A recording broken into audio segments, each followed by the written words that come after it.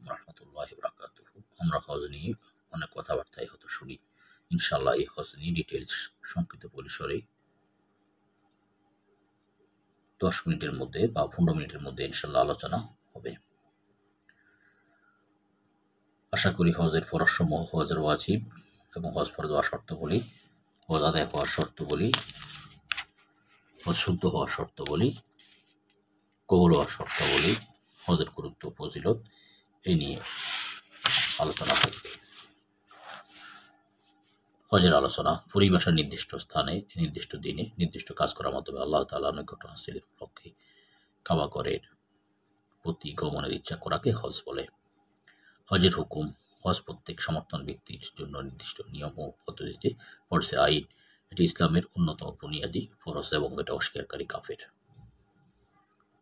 হজের ফরজসমূহ: হজের ফরজ 3টি। 1 ইহরাম বাঁধা, 2 উকুফে আরাফা, 3 তাওয়াফে জিয়ারত। হজের ওয়াজিব সমূহ: হজের ওয়াজিব 6টি। সাফা মারওয়া সাই করা, 2 মুজদালিফায় মাগরিব থেকে এশা একত্রে আদায় করা এবং ভোর পর্যন্ত অবস্থান করা, 3 জামরায় কঙ্কর নিক্ষেপ করা, 4 মাথা মুন্ডানো বা চুল খাটো করা, 5 হজের কুরবানি করা, 6 বিদায়ী তাওয়াফ করা। হজ ফরজ হওয়ার শর্তাবলী, অর্থাৎ হজ কাদের উপর ফরজ: 1 মুসলমান হতে হবে, অতএব কাফেরের উপর হজ ফরজ নয়। 2 বালেগ হওয়া, অতএব ছোট বাচ্চার উপর হজ ফরজ নয়। 3 আকল বা জ্ঞানবান হওয়া, সুতরাং পাগলের উপর হজ ফরজ নয়।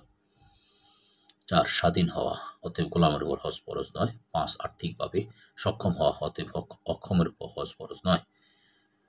এবং এখানে আর্থিক সক্ষমতা বলতে হজ থেকে ফিরে আসা পর্যন্ত সময়ে পরিবারের খরচ ব্যতীত হজ গমনের জন্য প্রয়োজনীয় ফাতে ও বাহন খরচের মালিক হওয়াকে বোঝানো উদ্দেশ্য। হজ আদায় আবশ্যক হওয়ার কন্ডিশন সমূহ: 1 শরীর সুস্থ থাকা, অতএব পক্ষাঘাত রোগী বা বাহনে আরোহণে অপারগ ব্যক্তির উপর হজ আদায় করা ফরজ নয়।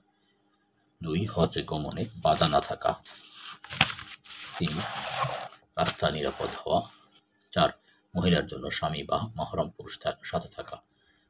5 মহিলা ইদ্যত অবস্থা না থাকা। যাদের উপর হজ ফরজ কিন্তু শর্ত না পাওয়ায় আদায় করা ফরজ নয়, তারা যদি হজ আদায়ের আগে মারা যায় তাহলে তাদের রেখে যাওয়া সম্পদ থেকে বদলি হজ করাতে হবে। হজ শুদ্ধ হওয়ার শর্তাবলী: হজ আদায় শুদ্ধ হওয়ার জন্য 3টি শর্ত রয়েছে, যথা 1 ইহরাম বাঁধা, অর্থাৎ মিকাত বা তার পূর্ববর্তী স্থান হতে তালবিয়া সহকারে হজের নিয়ত করা। তালবিয়া হলো নিম্নোক্ত দোয়া: লাব্বাইক আল্লাহুম্মা লাব্বাইক লা শারীকা লাকা লাব্বাইক ইন্নাল হামদা ওয়া নি'মাতা লাকাল মুলক লা শারীকা লাক। 2 নির্দিষ্ট সময় তথা হজের মাস হওয়া, সুতরাং হজের মাসের পূর্বে বা পরে হজ করলে তা শুদ্ধ হবে না। হজের মাস হলো 3টি: শাওয়াল, জিলকদ ও জিলহজের প্রথম 10 দিন। 3 নির্দিষ্ট স্থান তথা উকুফের জন্য আরাফা এবং তাওয়াফের জন্য কাবা শরীফ। হজ কবুল হওয়ার শর্তাবলী: হাদিস শরীফে বলা হয়েছে হজ কবুল হজের একমাত্র পুরস্কার জান্নাত। হাদিস রয়েছে বুখারীর মধ্যে। তাই কবুল হজে সকলের কাম্য। হজ কবুলের জন্য কিছু শর্ত আছে: 1 হালাল সম্পদ দ্বারা হজ করা। 2 লোক দেখানো বা লোককে শোনানোর উদ্দেশ্য না রেখে একমাত্র আল্লাহ তাআলার সন্তুষ্টির জন্য হজ করা। 3 হজ সম্পাদনকালীন ইহরামের আদবের পরিপন্থী কোনো কাজ না করা। 4 হক্কুল ইবাদত আদায় করা এবং হক্কুল্লাহর জন্য ইস্তিগফার করা। 5 হাসান বসরি রাহমাতুল্লাহ বলেন, কবুল হজের আলামত হলো ব্যক্তির হজের পূর্বের অবস্থা থেকে পরের অবস্থা আরো ভালো হবে। মিকাত হলো ওই স্থান বহিরাগত হাজিদের জন্য যে স্থান ইহরাম ছাড়া অতিক্রম করা বৈধ নয়। মিকাত মোট 7টি। 1 ইয়ালামলাম, ইহা ইয়ামান ও ভারতবাসীদের মিকাত। 2 জুহফা, ইহা মিশর, সিরিয়া ও মরক্কোবাসীদের মিকাত। জাত ইরাক, ইহা ইরাক ও প্রাচ্যবাসীদের মিকাত। 4 জুলহুলাইফা, ইহা মদিনাবাসীদের মিকাত।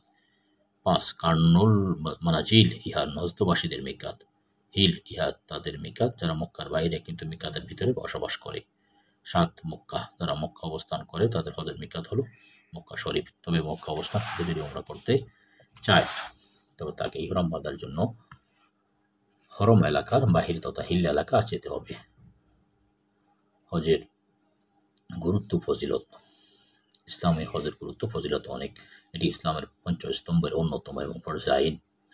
হজ সম্পর্কে রাসূল সাল্লাল্লাহু আলাইহি ওয়াসাল্লাম ইরশাদ করেন, যে ব্যক্তিকে অসুস্থতা, অত্যাচারী বাদশা এবং প্রকাশ্য প্রয়োজন বাধা না দেয়, তা সত্ত্বেও সে হজ সম্পাদন করল না, সে যেভাবে ইচ্ছা মৃত্যুবরণ করুক, ইহুদি বা নাসারা হয়।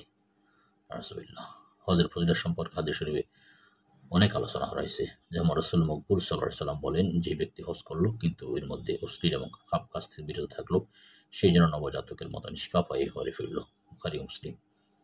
হজের পুরস্কার একমাত্র জান্নাত। এরপর রাসূল সাল্লাল্লাহু আলাইহি ওয়াসাল্লামের সাত ফরমান, মকবুল হজের একমাত্র প্রতিদান জান্নাত। রাসূল আরবি মুহাম্মদ মুস্তাফা সাল্লাল্লাহু আলাইহি ওয়াসাল্লামের সাত ফরমান, হজের ব্যয় জিহাদের ব্যয়ের মতো, 1 দিরহামের বিনিময়ে 700 গুণ পর্যন্ত বেশি দেওয়া হবে। আর যে ব্যক্তি কুফরি করবে তার জানা উচিত সে আল্লাহর কোনো ক্ষতি করতে পারবে না, কেননা আল্লাহ তাআলা বিশ্বজগৎ হতে অমুখাপেক্ষী।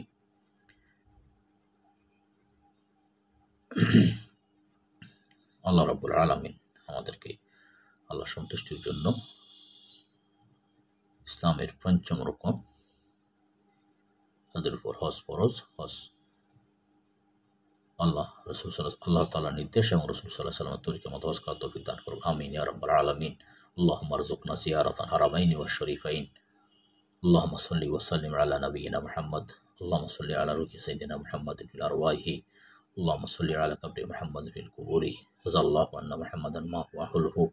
यही आरज़ू है, यही तमन्ना है, अल्लाह में ज़िंदगी दिखाए मक्का और मदीना।